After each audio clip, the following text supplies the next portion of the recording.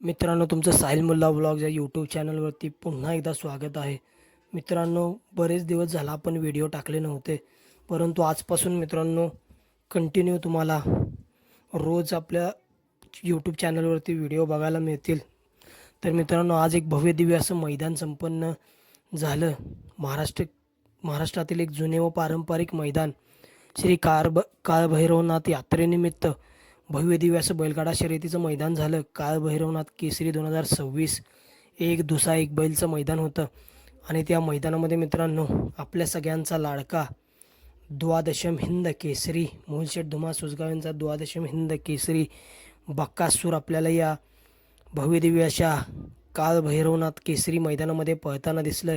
हे मैदान मित्रांनो नांदोशी तालुका खटाव जिल्हा सातारा या ठिकाणी झालं. आणि त्या मैदानामध्ये प्रथम क्रमांकासाठी बक्षीस होतं 51,000 रुपये, द्वितीय क्रमांकासाठी 41,000 रुपये, तृतीय क्रमांकासाठी 31,000 रुपये, चतुर्थ क्रमांकासाठी 21,000 रुपये, पंचम क्रमांकासाठी 11,000 रुपये, सहाव्या क्रमांकासाठी 7,000 रुपये आणि सातव्या क्रमांकासाठी 5,000 रुपये. हे भव्य दिव्य असं मैदान होतं. एक दुसा एक बैलचं मैदान होतं. आणि त्या मैदानातील गट क्रमांक 1मध्ये आपल्या सगळ्यांचा लाडका मोहिलशेठ धुमा सोसगाव यांचा द्वादशम हिंद केसरी बक्कासूर हा आपल्याला पळताना दिसला. आणि मित्रांनो, बक्कासूर आज एका नवीन नंदीला घेऊन पळाला. बक्कासूर आणि सरदार हा जोड मित्रांनो आपल्याला या नांदोशीच्या मैदानामध्ये पळताना दिसला. सुंदर अशी गाडी पळाली मित्रांनो. गट क्रमांक 1मध्ये एकच गाडी पळाली, बक्कासूर आणि सरदारची गाडी. सुंदररित्या मित्रांनो गाडीला स्पीड लागलेलं गटाला. सुंदररित्या मित्रांनो गाडी गट पास झाली काळभैरवनाथ केसरी मैदानामध्ये. आणि मित्रांनो सेमीसाठी पात्र झाली. परंतु मित्रांनो आपल्याला वाटलेलं की जसं कार्तिकला घेऊन आपला देव बक्कासूर एक नवीन नंदीला घेऊन सोन्या 50-50 केसरी जे मैदान झालं होतं दहिवडी या ठिकाणी, त्या मैदानामध्ये भवानवाडी या ठिकाणी दहिवडी येथे जे मैदान झालेलं त्या मैदानामध्ये मित्रांनो आपल्याला बघायला मिळालेलं एक इतिहास झालेला सोन्या 50-50 केसरीचं मैदान. आणि त्या मैदानामध्ये एक नवीन नंदी घेऊन बक्कासूर पळालेला त्या मैदानामध्ये सोन्या 50-50 केसरी मैदानामध्ये. सुंदररित्या मित्रांनो गाडी गटपास झालेली, सुंदररित्या असे सेमी पास झालेले.